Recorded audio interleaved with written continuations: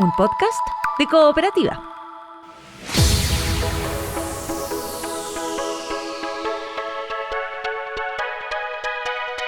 La perdió Djorkaeff, habilitado Diouf, se viene Senegal, así está Diouf, se viene, atención para adentro que puede ser el gol, atención, ahí está el centro, viene.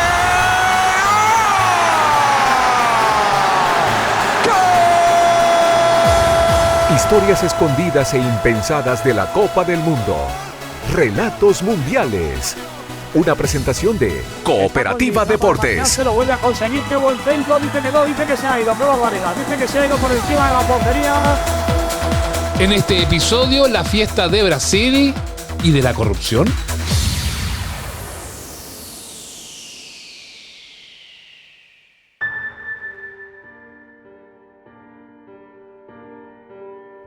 La información de este minuto en el diario de Cooperativa nos dice que un avión se ha estrellado contra una de las torres del World Trade Center en la ciudad de Nueva York. El hecho ha provocado... Corría septiembre de 2001 y a menos de un año del inicio del Mundial Corea-Japón 2002, el mundo era sacudido por el atentado a las Torres Gemelas en Nueva York.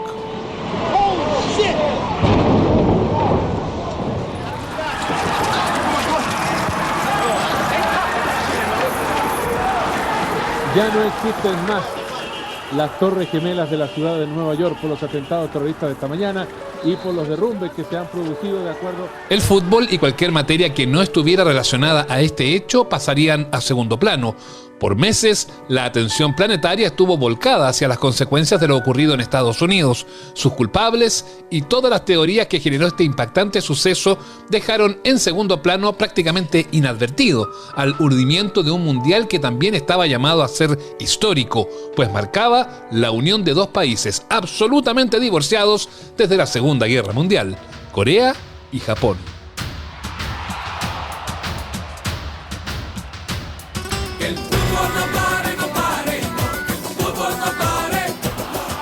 La FIFA tuvo que zanjar una disputa comercial gigantesca a nivel de federaciones entre Corea y Japón. Los dos muy bien perfilados, los dos con muchos recursos, con todo suficiente para hacer un mundial en solitario, pero era tan grande la inversión que estaba en juego que el que perdiera iba a salir muy herido y la FIFA decidió unirlos y ambas partes aceptaron. Quien habla es José Antonio Prieto, comentarista de Al Aire Libre en Cooperativa y uno de los dos periodistas chilenos que estuvo en el primer mundial realizado en Asia. Hay que decir que son dos países rivales, sobre todo en la última Segunda Guerra Mundial, hasta el momento de la Copa del Mundo. Me tocó estar en Japón cuando por primera vez, después de décadas y décadas, el primer ministro japonés fue a Corea del Sur para el día de la inauguración. El país estaba paralizado, Japón, viendo todo esto por televisión. Era un hecho histórico. O sea, tenía también otro trasfondo esto. Al igual que para Estados Unidos 1994, la FIFA se había regido por la política de llevar los mundiales a lugares no tan futbolizados, pero con gran situación económica. 10 sedes en Japón y otra decena en Corea albergaron los 64 partidos que dejaron más de una historia por contar en la primera cita planetaria realizada en dos países.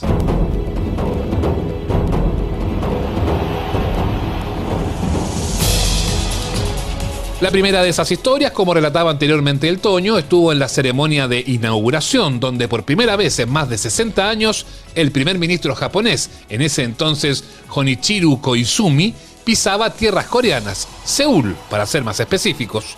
Así, el día inaugural de Corea-Japón 2002 pasó a la historia como un acontecimiento político más que por el espectáculo, además del sorprendente triunfo de Senegal, debutante en los mundiales sobre Francia, vigente campeón del mundo, por 1-0. La perdió Djorkaeff, habilitado Diouf, se viene Senegal, así está Diouf, se viene, atención para adentro que puede ser el gol, atención, ahí está el centro, viene.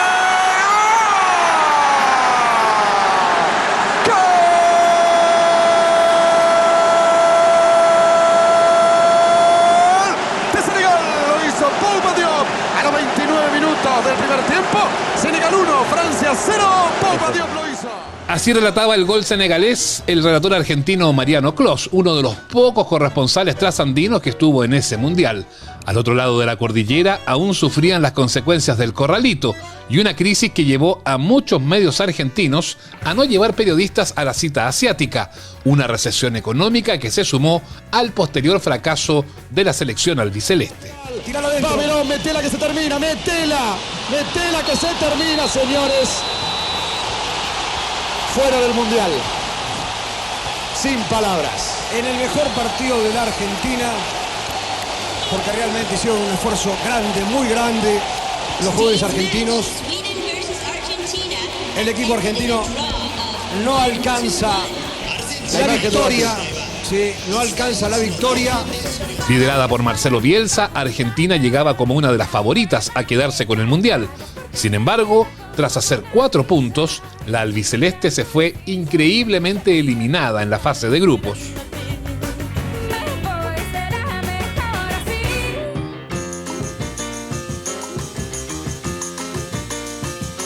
En Sudamérica, este torneo es mayormente recordado por ser el último mundial ganado por Brasil, un plantel del scratch absolutamente dominador con figuras de talla mundial. Ronaldo Nazario, estaba Rivaldo, estaba Ronaldinho Gaucho, estaba Cafú, estaba Roberto Carlos en el equipo que terminó siendo campeón del mundo. Dentro un Brasil que tenía todo. Lamento que la Sudamérica no se haya disfrutado. Era un Brasil, imagínate. La pelota tenía Ronaldinho Gaucho, que jugaba por derecha con Cafú, estaba Rivaldo, se asociaba con Ronaldo, al otro lado arrancaba Roberto Carlos, aparecía de Nilsson. O sea, era un Brasil todopoderoso de calidad, de goles, y de una ultradisciplina del técnico de Scolari. Paraba en entrenamiento y le pegaba un reto de esos de novela, a viva voz, para que todo el mundo lo viera y lo grabara, a Roberto Carlos, a Ronaldo. Como muchas veces, Brasil transmitió alegría en la cancha, esta vez para quedarse con su 5ª corona mundial. Para que o mundo inteiro veja!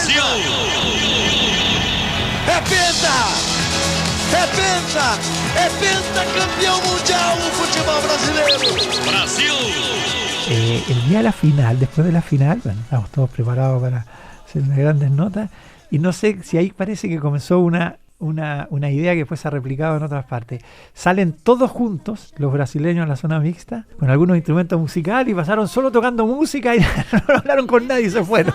Argentina, la decepción. Brasil, el más que justo campeón. La mancha, el arbitraje. Joaquín, aguanta Joaquín. Está con Lee, trata de marcharse, lo vuelve a conseguir. Qué buen centro, dice que no, dice que se ha ido. Qué barbaridad, dice que se ha ido por encima de la portería. No se puede hablar ahora tampoco de gol anulado, pero ya van 2 balones que han entrado en la portería. El periodismo español se escandalizaba cuando el árbitro egipcio Gamal Al-Gandour no convalidaba el gol de oro de Fernando Morientes por considerar que la pelota había salido por la línea de fondo cuando Joaquín sacaba el centro. Lo cierto es que las repeticiones mostraron que el balón no estuvo ni cerca de salir y España estaba siendo claramente perjudicada y, por el contrario, Corea del Sur era beneficiada.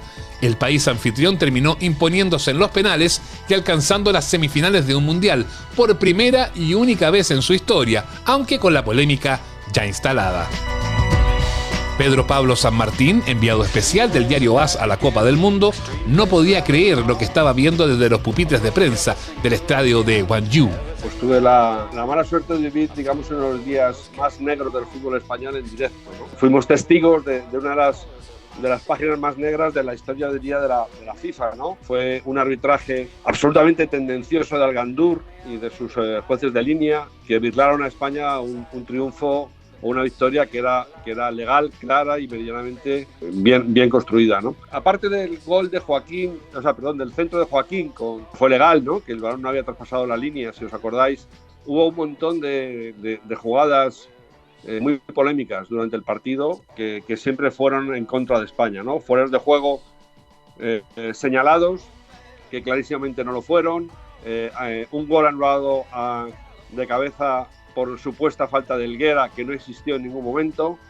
Todos creemos, 21 años después, que aquel arbitraje de Al-Gandour estaba totalmente mediatizado, estaba totalmente influido por la organización del Mundial, ¿no? Por Corea, y había invertido muchísimo dinero en ese Mundial y probablemente pues no era España la selección que tenía que eliminarles. Yo lo que me quedé fue estupefacto. No podía articular palabra porque no podía dar crédito a lo que estaba viendo. Yo me quedé sin palabras, sinceramente, ni agresivo, ni violento, ni siquiera pestañeé, porque lo que no podía era creerme lo que estaba viendo.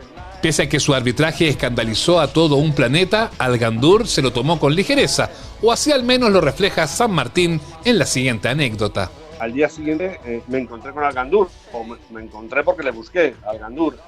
Estaba de espectador en un partido y bueno, pues tuve la oportunidad de hablar con él y te diré la verdad, yo lo que peor me sentó fue su burla o su ironía. Le pregunté y le dije que bueno, que lo que había ocurrido había sido terrible, ¿no? Y él me dijo que no había sido para tanto, que no era verdad, que él había arbitrado lo que le habían dicho sus asistentes, ¿no? Su asistente levantó la bandera y él pitó lo que su asistente le había dicho. Al Gandour estaba tan tranquilo, ¿no? Es decir, no le remordía la conciencia. Yo hablé con él personalmente y no tenía ningún tipo de remordimiento. O sea, estaba muy seguro de lo que había dicho. Y incluso volcaba sobre la selección española la responsabilidad de no haber ganado, ¿no? Por no haber marcado ningún gol legal, ¿no? Y estaba tan tranquilo, ¿no?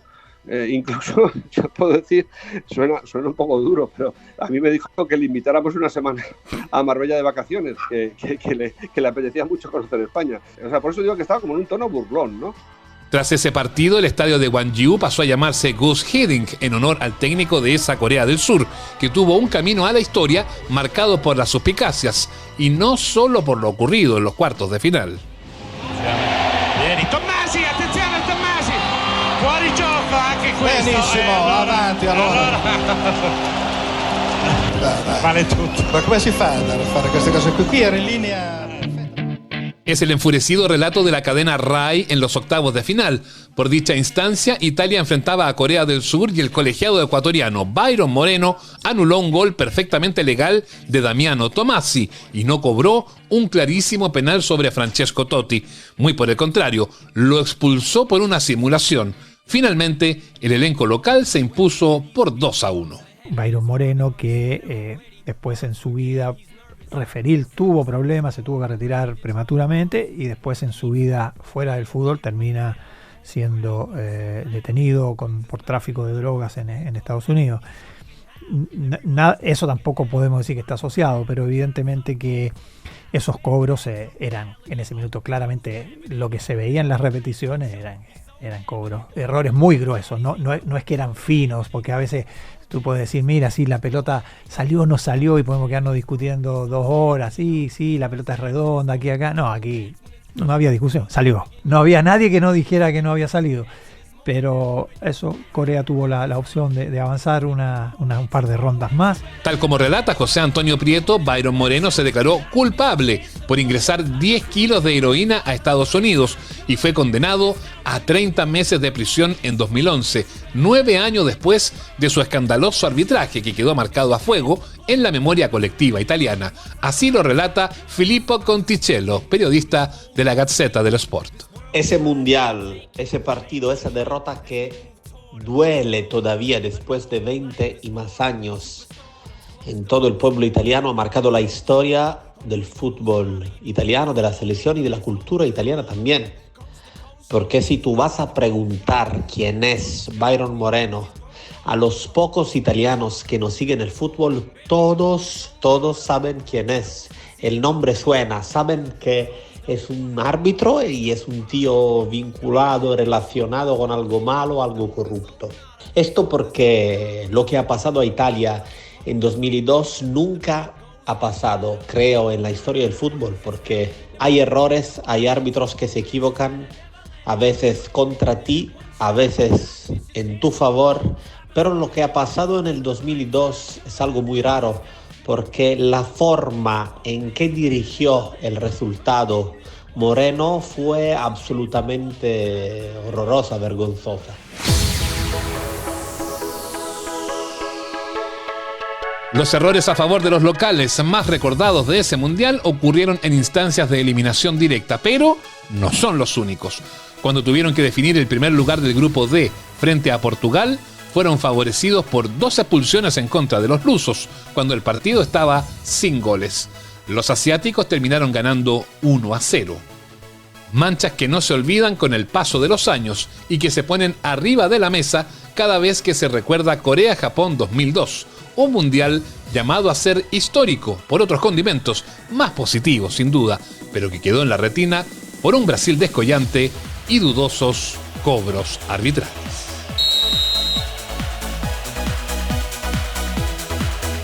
Pela bola, insiste Ronaldinho pro Rivaldo, abriu espaço, bateu pro gol, Oliver Kahn, Ronaldinho bateu, gol! Brasil. Fue Relatos Mundiales. Historias escondidas e impensadas de la Copa del Mundo. Encuéntranos en cooperativapodcast.cl o en tu plataforma de podcast favorita. Vieni Tommasi, attenzione a Tommasi, fuori gioco anche questo. Benissimo, avanti allora. Vale tutto. Ma come si fa a fare queste cose?